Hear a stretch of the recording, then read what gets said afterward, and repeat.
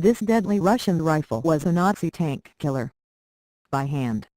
When firing the rifle, the recoil pushed the barrel back along a slide until it hit a small camp, which unlocked the breech and opened the bolt. The German panzers approached the Russian artillery column as it moved to a new position. As the troops trudged toward their new firing point, 6 panzers appeared, rampaging into the Russian rear area, no doubt searching for vulnerable targets to destroy. The long line of Red Army trucks, which had cannons hitched behind them, were helpless. By the time they could be unlimbered and brought into action, it would be too late. As the tanks closed in for the kill, the Russian private jumped down from an ammunition caisson. He sprinted toward a low mound nearby. In his arms he clutched an anti-tank rifle, the heavy, cumbersome weapon that used a large caliber cartridge more than 6 inches long. Taking up a firing position behind the sparse cover of the mound, he took careful aim over his weapon's opened sights at the leading tank. As the steel monster rolled closer to the private and his comrades, he opened fire, striking the tank. The heavy bullet struck a vulnerable spot, stopping the panzer literally in its tracks. With the lead German vehicle stopped temporarily, the other tanks ceased advancing. The few precious moments of confusion gave the Russian artillerymen the chance they needed. Bringing their guns into action, they opened fire with their large-caliber guns, quickly knocking out 4 of the 6 tanks and causing the other 2 to make a hasty retreat. The Russian unit survived to fight another day, thanks to the bravery of one soldier and his skill with his anti-tank rifle. The combat incident originally appeared in the Red Star, the official publication of the Red Army. It was reprinted in the U.S. Army's intelligence bulletin in January 1943 as part of a broad effort by the Allies to share lessons learned with each other. The anti-tank rifle was one of the most common tank-killing weapons available at the beginning of World War I. Like many of that conflict's weapons, it had its beginning in World War I.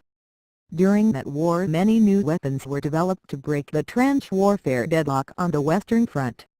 The tank was one answer to that problem. The armor on the early tanks was comparatively thin. Since the Allies had a near monopoly on tanks, it was only natural the Germans were first to develop an anti-tank rifle.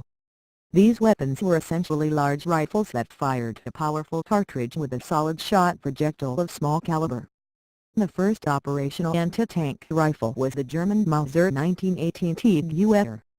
It fired a 13.2 mm round, roughly 525 caliber, and could penetrate 22 mm of armor at 100 meters. The rifle was a bolt-action, single-shot weapon weighing approximately 41 pounds loaded. The Mauser Tiguer would set the pattern for anti-tank rifles until well into World War I. The only other comparable arm at the time was the American M250 caliber machine gun, designed in part as a dual anti-tank and anti-aircraft weapon, a role in which it served until the late 1930s when increases in tank armor thickness and design rendered it obsolete as a tank killer. Following the Russian Revolution, the Red Army began work on its own anti-tank rifles. Initially, state arsenals simply copied the Mauser Tiguer using an indigenous 12.7 mm round designed for a new heavy machine gun. Although the weapon worked, the Russians were looking forward. They were experimenting with their own tank designs and many of their trials were being carried out within the borders of the Soviet Union in secret cooperation with the Germans. They predicted the coming improvements in tank design and armor thickness and realized the 12.7 mm round would not be useful against tanks for very long. The Red Army began work in 1932 on a new weapon with the firepower to keep pace with the steadily improving tank designs. At first the Soviets moved away from the rifle concept toward a 37 mm recoilless design, but after several years of development and trials that weapon was abandoned.